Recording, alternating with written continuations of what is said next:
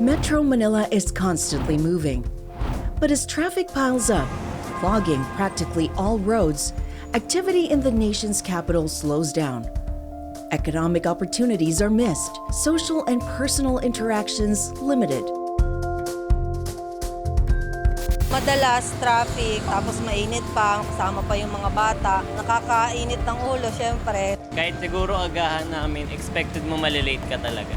Pag may mga ambulance, minsan hindi sila nakakadating on time. Nagiging cause po yun. Minsan yung death po ng patient. Napan tumatagal kasi dumadami ang mga sasakyan, di na siya masolve talaga yung traffic. The crying need for greater mobility and more transportation options amid Metro Manila's worsening traffic problems stress the importance of finding a solution now to drive growth through mobility.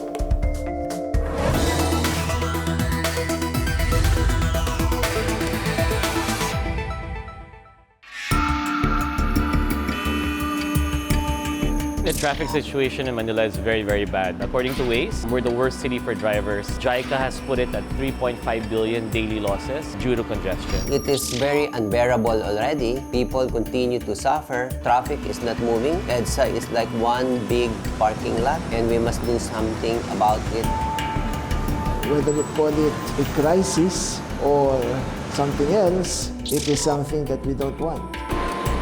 Private sector will tell you it's because of the public sector, all the public utility vehicles like the buses that swerve on the street, but then the buses will tell you it's the private vehicles on the street. So it's a little bit of everything. And at the end of the day, there's really a lot of cars. There are 3 million cars in the entire country. 50% of that is in Metro Manila. I think the traffic in Metro Manila is an attack to the Filipinos' quality of life. From relationships, career, and schools, every single life decision we have has traffic embedded in it.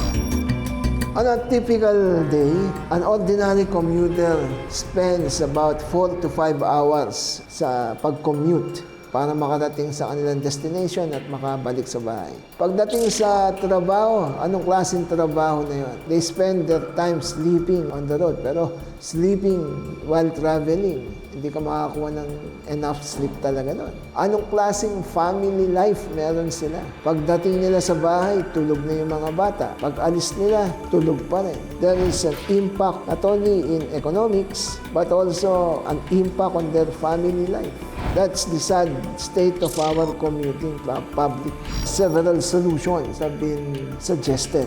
Marami rin tayong sinubukan. In fact, we have a coding system na hanggang ngayon umiiral. They want to expand it.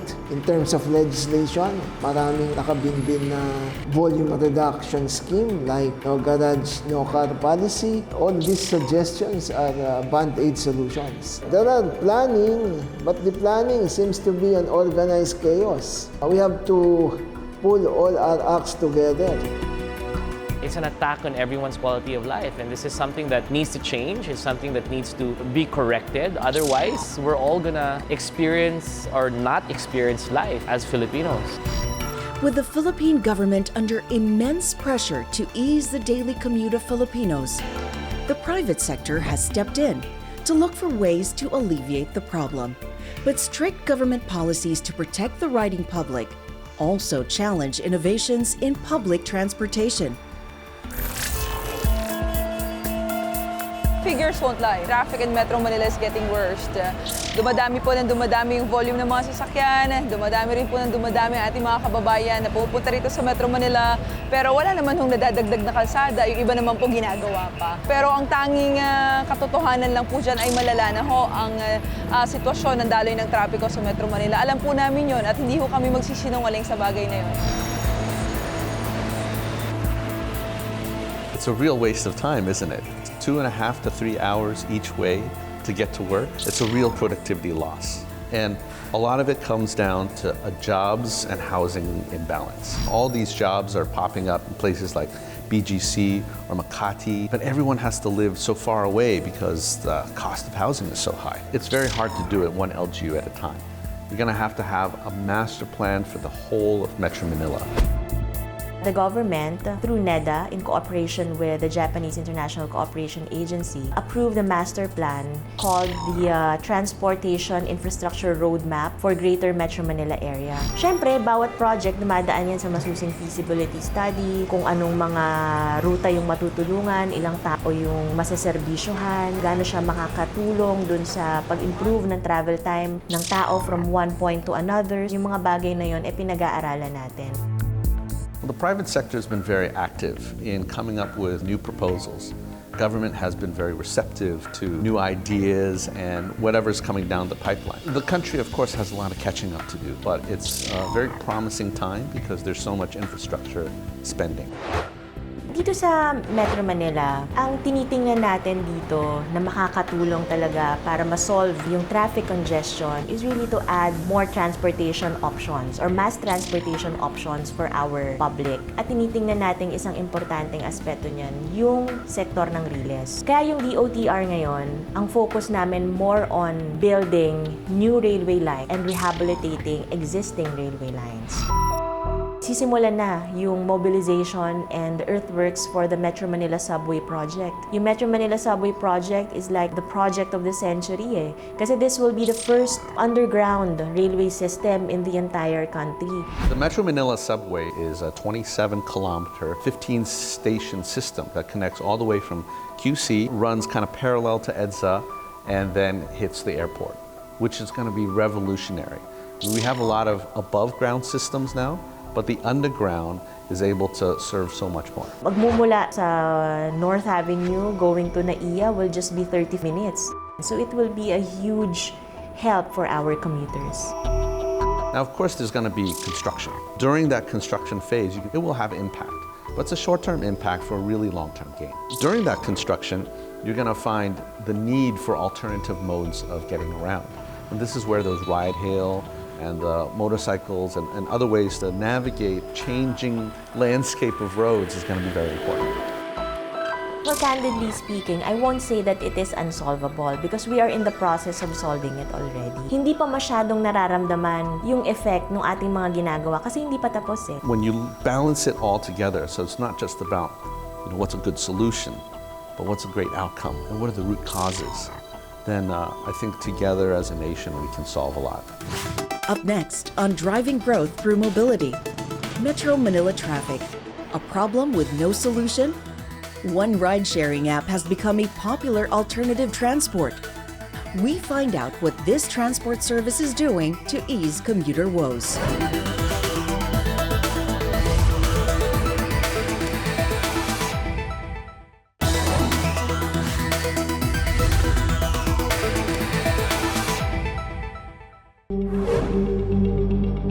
The nation's capital region has experienced significant economic growth in the last decade. With business districts flourishing, traffic congestion has become a serious problem. Commuters are desperately looking for faster ways to get around Metro Manila, and one motorcycle ride-sharing app has become a popular choice. Here's one solution for commuters. How about motorcycle taxis? Motorcycle taxis are steadily gaining popularity as a mode of transportation, but then there's always that issue of safety.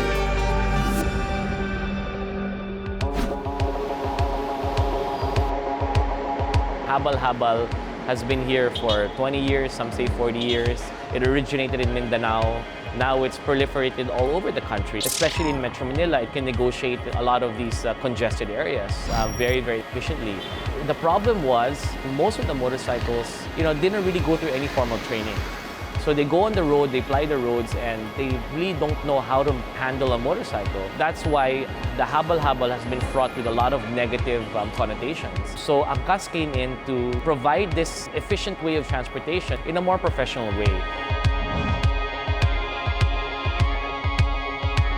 So we started AMCAS 3 years ago with really the goal to get commuters through traffic and to give time and power back to people. And motorcycles are the obvious choice because motorcycles can cut through traffic, and we believe that we could do it in a more professional and safe manner. The point of the pilot is really to make sure that we are able to come up with the best regulation and a regulation that works for multiple players nationwide. We ensured that we had the most professional and safe drivers out there. We have a strict training program where we fail 70% of our applicants because we really believe in having the best applicants and the best bikers on the platform.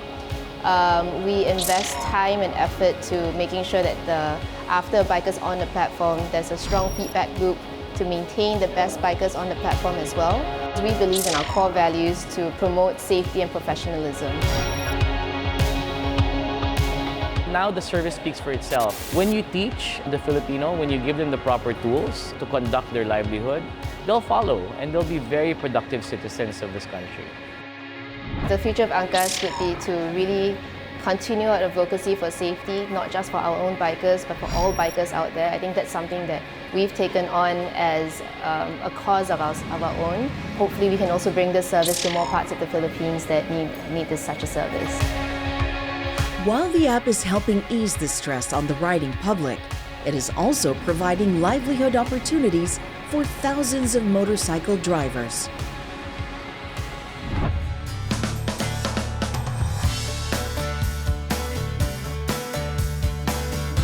Applying in Angkas is very easy, no? The most basic requirement that you have to submit is a professional driver's license. It ensures that you have been driving for at least a minimum of 2 years. Another thing is we require them an NBI clearance, which ensures that they are locally clearance and barangay clearance for local transactions naman. After that, they will undergo a skills assessment test. We will be measuring yung kanilang total control of the bike and in doing back riding processes. Siyempre, kino-cover namin yung aming app-based platform, no? So they have to be familiar with the app base, kung paano gamitin ito. Number 2 is a customer service training to ensure that they know how to deal with the passengers. Of course, nandyan yung safety training to ensure that they have additional knowledge about and having the mindset about safety. Of course, we also discuss the traffic rules and regulations para familiar sila sa mga dapat na batas na meron tayo dito sa Pilipinas natin. We also have to harassment training to ensure that they give the proper courtesy sa ating mga passengers.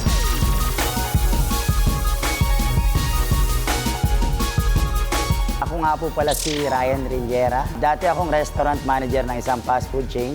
6 years akong nangamuhan sa isang restaurant. Tumagal ako ng 6 years na wala tayong oras pagdating sa ating pamilya. Kaya I decide na try kong sumugal, na mag-resign. Kaya nag-try ako sa Angkas. Ever since nag-start ako sa Angkas, talagang binibigyan ko ng oras ang kada biyahe ko. Monday to Friday. Umaga hanggang hapon, maliwanag po, kumikita ako din ng 10,000 to 12,000 a week. Kumita ka ng tama, makauwi ka na sa pamilya mo na maibigay ang mga gusto nila ay napakalaking halaga para sa amin lahat. Sobrang malaking epekto ng traffic sa aming mga commuters. Kailangan mong gumising ng maaga. Yung imbis dapat matutulog ka pa, gigising ka na kasi para hindi ka malate sa work mo. There are many benefits of using ride-hailing apps because first, it's really time-saving. Convenient kasi ang dali lang gamitin. Mabubook ka lang, maghihintay ka ng rider, and you'll get on time sa office. Sa yung mga riders, safe sila magmaneho, sobrang maingat sila sa mga pasahero nila. Angkas is really a lifesaver. Iwas late, iwas kaltas sahod ka pa.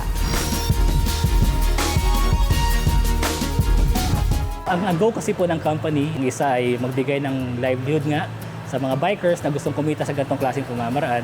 At pangalawa is paghatid ng ligtas sa mga pasahero sa pinakamabilis at komportableng pamamaraan. Yung fulfillment from achieving those things na sa mga comments at mga pasasalamat ng mga bikers sa mga pagbabago ng kanilang buhay, no? Even yung mga testimonials ng passengers, no, before ang travel nila is 3 hours. They have to wake up 3 hours before or 4 hours para makapasok sa trabaho. Now, even just for an hour, nakakaabot sa kanilang mga pupuntahan. Next on driving growth through mobility. What is the future of transportation in the Philippines? The public and private sectors work together to find long-term solutions to the country's traffic problems.